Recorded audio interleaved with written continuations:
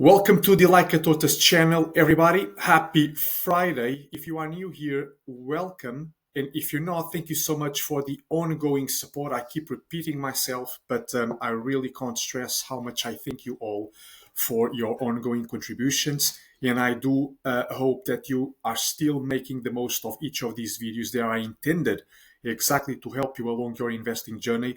And today, I just want to ramble a little and so just to give you guys some context, I run a business, right? So I worked as an investor and also as a business owner, and I have a business geared towards stock market investing education, where I have a community of like-minded people and so on and forth.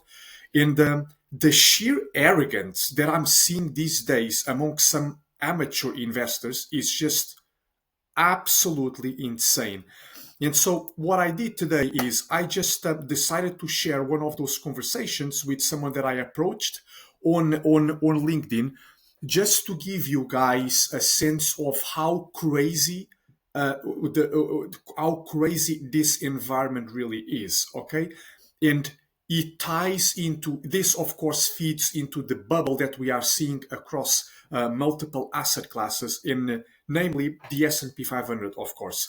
So, of course, I'm not sharing the person name right here because that would be unfair to the person in question. But I want to drive home this point that it's very common for us to fall into recency bias. But then what's the arrogance is not doesn't come from the arrogance here doesn't come from not knowing what we are doing, because I'm ignorant about many subjects, of course. But the arrogance comes when you pretend to be an expert even though you know little about what you're talking about. Okay, and that's when things become a real problem. Yeah. And so what we are seeing right here is we are seeing this investor. Well, I mean, it's not even an investor. These are people are like they do other jobs, and possibly they put some money into the market in this when they have some availability, but suddenly they don't do any fundamental analysis, and they are certainly not experts. And so what I told him is, listen, I believe I can help you double your money every 4 to 5 years. Do you think this is something that would interest you? And for you to double your money every 4 to 5 years, what it means is, in simple terms, it means that you would need to compound money by at least 15% per year. And sure enough, if I show you right here, yeah, this deck, that's exactly what our long-term goal will be, right? To compound money at least at 15% per year, which means we are doubling it every 4.8 years. Why is that a big deal? Well, number one, the average for the S&P 500 over the very long term is about 9%. So, I mean, if we can achieve like 15% over the very long term, that would make us very happy. Since the launch of the portfolio, we have been compounding money at about 30%, as you already know, if you have been following the channel. So we are more into this bracket right here. However, do I think 30% annualized returns are sustainable over the very long term? I personally don't think so. I expect these returns to actually come down to a more realistic number. But if it happen to be above 50%, I'm certainly not unhappy. And I'm certainly still very happy with 15%. And so what this guy said is, Ed, it's barely more than the S&P average over the last 10 years.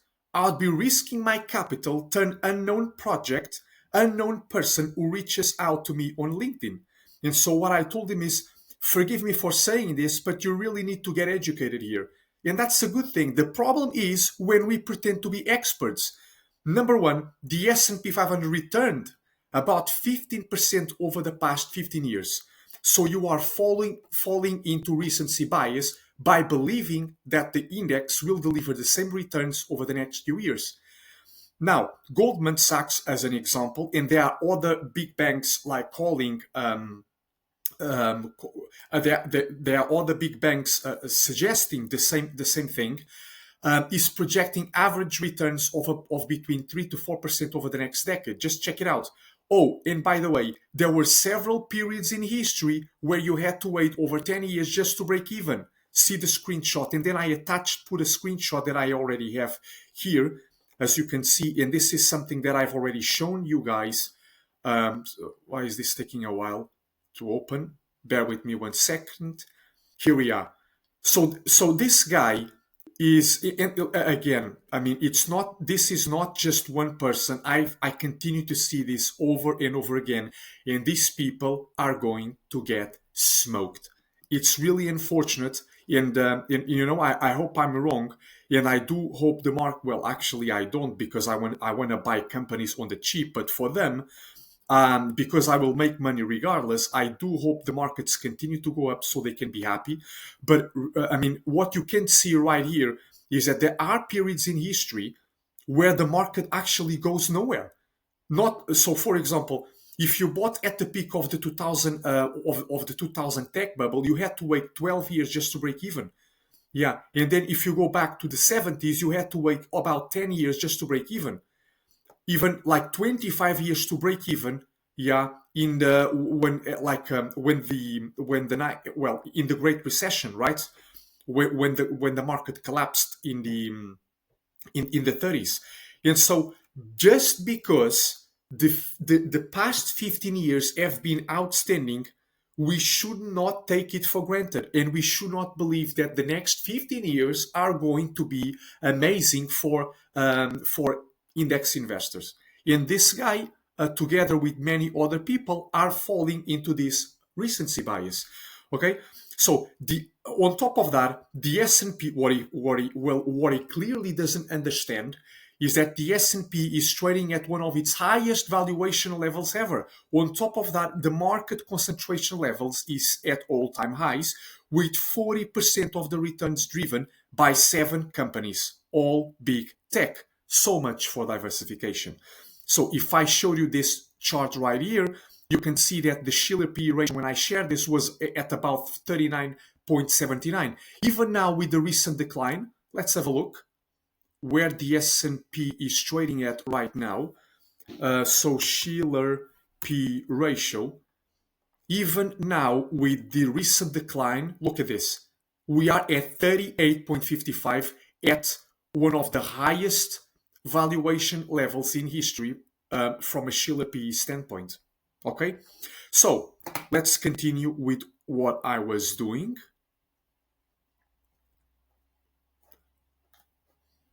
Okay, so let's continue right here. Also, we've actually been compounding money at 33.60% per year. Check out the screenshots, right? So when I tell them, listen, I believe I can help you double your money. Yeah, sorry, I mean, I'm not sure if you guys can see me clearly, but I mean, the sun is actually our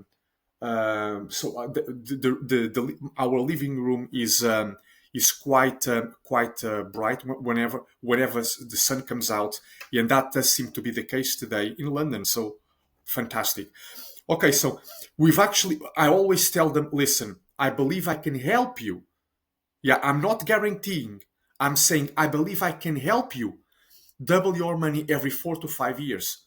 Yeah, I mean, do you want to know if it's for you? Yeah, but what they don't know is that we are actually achieving a much better performance. However, I want to be conservative and realistic at the same time. In using the framework that we use, I believe it's in all likelihood that's going to be at least our minimum return over the long term. So, but never in my message have I mentioned that I've been compounding money at 15%. Okay, so I hit him with this.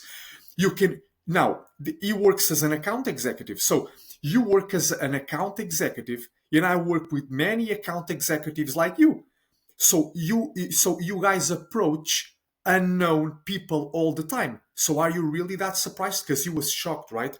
So if I go here, and that's the problem. Where is it? A known person who reaches out to me on LinkedIn. I mean, this guy works as an account executive. I mean, he cold calls people. He approaches random people on LinkedIn all the time. Why is he so shocked? Okay, so let's continue.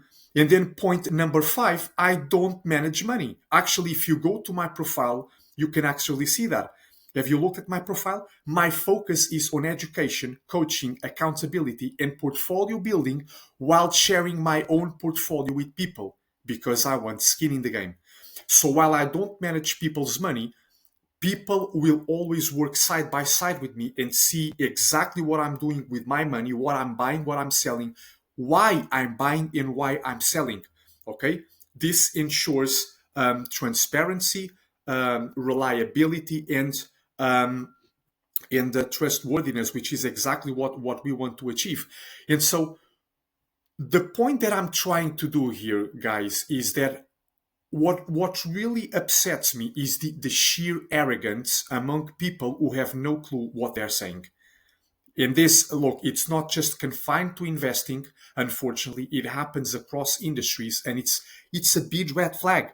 And that's part of the reason why this behavior, this arrogance, the delusion of people, they believe that they can throw their money into the index without doing any work, without doing anything, and that will be enough to compound money at say 15% over the next 15 years. And by the way, the S&P 500 has delivered 15% returns over the past 15 years. That is staggering. Okay? That is incredible. Yeah, but trust me when I say, in all likelihood, that is not going to continue to happen. And if you check what Manish Pobrai, one of the world's best investors, has been saying, it goes exactly. I mean, you can make the case that he's talking his book, but it makes sense, right? Because it happened in history. You can't expect this kind of returns to happen, especially when we are already at ridiculously high valuations. And if you check out the research that was put out by JP Morgan Chase and Goldman Sachs, and these guys are biased, okay, and they still are mentioning that the next decade can be, you can achieve 3-4% returns. I mean, okay, and I think they are being possibly optimistic. So, I mean, it's just it's what it is, and it's exactly for this reason. Yeah, and now let me discuss the current market volatility. I mean, it's like even the great earnings that were put out by Nvidia were not enough, right? To hold the ongoing sell-off, and this is incredible. I even share this with our community. Look at that. I mean, of course, and if you've been paying attention to the markets, then you know that volatility has been absolutely insane. And look at that. So yesterday at around 11:52, I I mentioned this.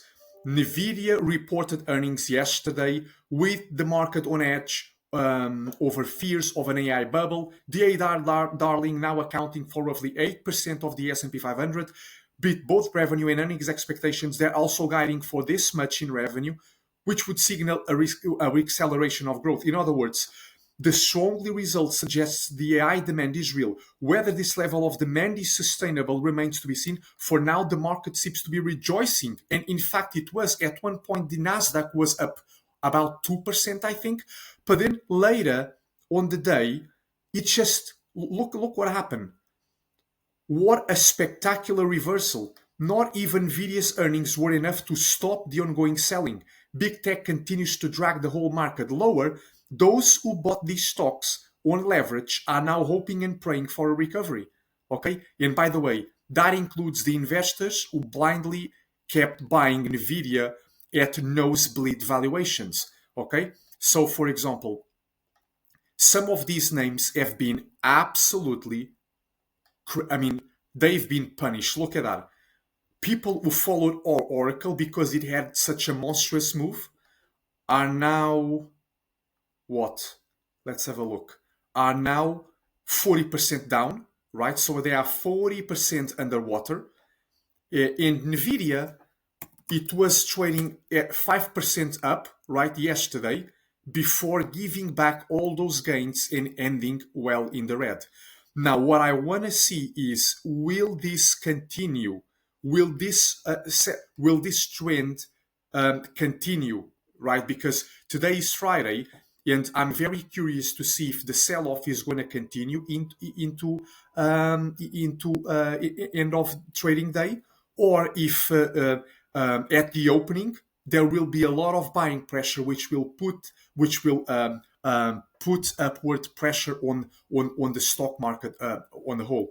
But again, guys, look, do your due diligence. I think, I mean, if you are following the channel, so I understand that you may find what I'm saying valuable, and if that is the case, I mean, I definitely appreciate that. But look, it makes sense because the markets have become a casino, and that's worrisome.